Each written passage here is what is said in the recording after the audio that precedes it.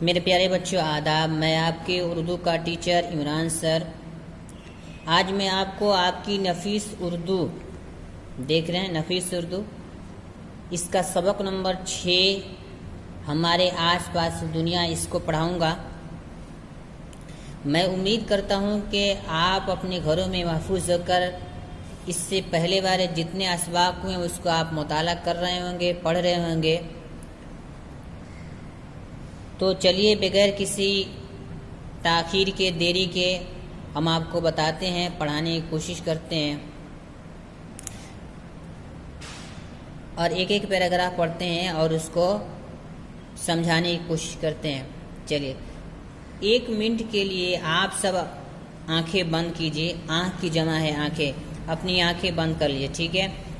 اب سوچئے کہ جیسے یہ دیکھ رہے ہیں آنکھ بند کیے ہیں، اب سوچئے کہ آپ ایسی زمین پر رہ رہے ہیں جہاں ہمارے چاروں طرف نہ کوئی پیڑ ہے اور نہ پھول اور نہ گھاس، نہ چڑیاں ہیں، نہ جانور، صرف سیمنٹ کی بنی ہوئی زمین اور اونچی اونچی عمارتیں آپ کے سامنے ہیں۔ آنکھیں کھولیے، آپ کو کیسا لگا؟ بہت برا۔ تو اس پیراگراف میں آپ کو بتا رہے ہیں کہ آپ تھوڑا سا سوچئے اور یہ وچار کیجئے، سوچ کر جو تھوڑا سا ہم کو بتائیے کہ جب آپ کے آس پاس چاروں طرف مکان ہی مکان ہو، کہیں جو ہریالی نہ ہو، تو آپ کو کیسا محسوس ہوگا؟ تو آپ کو یہ برا محسوس ہوگا۔ آگے چلیے، اگر ہم نے اپنے ماحول کا خیال نہ کیا تو ممکن ہے ایک وقت ایسا بھی آ جائے جب نہ چڑیوں کی آوازیں سنائی دیں گی، نہ بھاگتے ہوئے جانور دکھائی دیں گے، نہ پیارے پیارے پھول باغ میں کھلیں گے،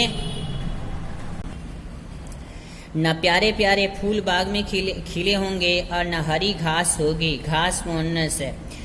پیڑ جو اور باتوں کے علاوہ ہمیں دھوپ کی تپش سے سایہ دیتے ہیں اور ایک ہریالی سے ہماری آنکھوں کو ٹھنڈک ملتی ہے، وہ بھی نہ ہوئے تو سورج کی تیز کرن ہمیں جلا دیں گے۔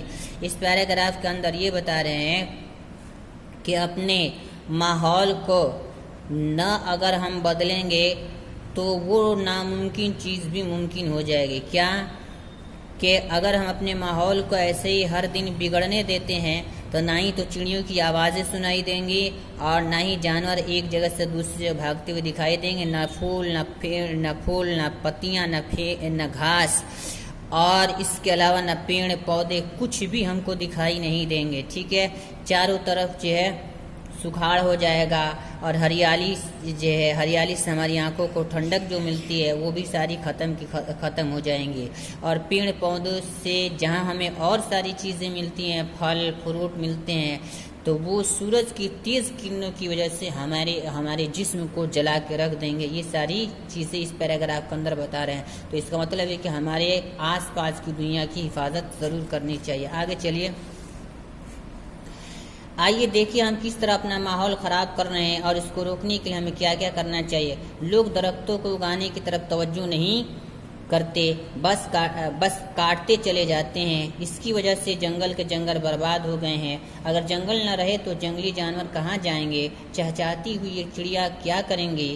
پیڑ اپنی جڑوں میں بارش کا پانی روک کر مٹی کو دبائے رکھتے ہیں اور اسے زرخیز بناتے ہیں۔ یہ ہوا کو صاف کرتے ہیں، زہریلے اور گندی ہوا کو اپنے اندر جذب کر کے مطلب سوکھ کر ہمارے لیے صاف ستھری آکسیجن فراہم کرتے ہیں۔ اس لیے ضرورت ہے کہ زیادہ سے زیادہ درخت لگائے جائیں اور ان کے فضول کاٹنے پر پابندی ہو۔ اس پیراگراف میں بتا رہے ہیں کہ ہم اپنے ماحول کو کس طریقے سے خراب اور برباد کر رہے ہیں۔ پہلا طریقہ تو یہ پیڑ پودے کو کاٹ کر رہے ہیں کہ جن پیڑ پودوں سے ہمیں بہت ساری چیزیں ملتی ہیں، بہت سارے فائدے ہوتے ہیں، اسی کو ہم کاٹ کر جو ان کو پیڑ پودے کو کاٹ کر جو اپنے ماحول کو ہم خراب کر رہے ہیں، ٹھیک ہے۔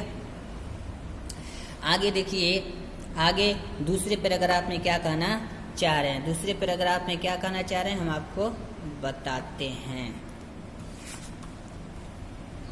یہ بعض خوبصورت پرندے اور جنگلی جانور ختم ہوتے جا رہے ہیں۔ لوگوں نے ان کا شکار کر کے ان کی نسل کو تباہ کر دیا ہے، یا پھر زندہ رہنے کے لیے سازگار ماحول نہ مل پانے کی وجہ سے کچھ پرندوں اور جانوروں کی نسلیں خود بخود ختم ہوتی جا رہی ہیں۔ اس پیراگراف میں یہ بتا رہے ہیں کہ کچھ پرندے ایسے ہیں جن کی خوبصورتی کا آپ اندازہ نہیں لگا، بہت خوبصورت ہوتے ہیں، तो वो भी परिंदे ख़त्म हो रहे हैं, होते जा रहे हैं। जंगली परिंदे भी ख़त्म होते जा रहे हैं। आप देखे होंगे हमारे बचपन के ज़माने में एक छोटी सी काली चिड़िया आती थी, बहुत कूदती थी, आज वो दिखाई नहीं दे रही है।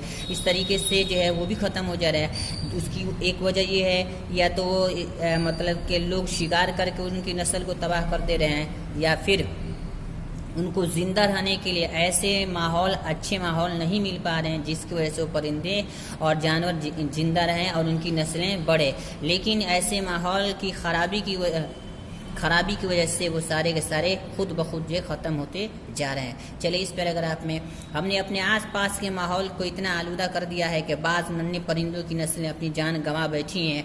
इस आलूदगी से खुद हमारी सेहत भी मुतासिर हो रही है। यह आलूदगी कहाँ से आती है? आपने देखा होगा बसों, गाड़ियों और फैक्ट्रियों से धुआं निकलता है।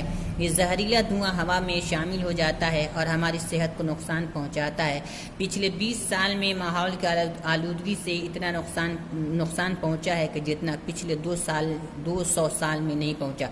इस पैराग्राफ में बता रहे हैं आलूदगी की, पोल्यूशन का जो है, प्रदूषण का एक दूसरी वजह बता रहे हैं। वो क्या है कि हमारा जो माहौल जो है, हमारे आसपास की दुनिया जो है किस तरीके से जो है आलूदा हो जाती है। तो उसकी एक और वजह बता रहे हैं कि ये फैक्ट्रियां हैं, मोटर गाड़ियां हैं, या बसें हैं, या फैक्ट्रियों से निकलने वाला धुआं, कचरा है, ये जहरीला धुआं जो निकलता है, ये हमारी सेहत के लिए बहुत हानिकारक होता है, नुकसानदेह होता है। तो इनकी वजह से जो है हमारी सेहत पे भी असर पड़ता है।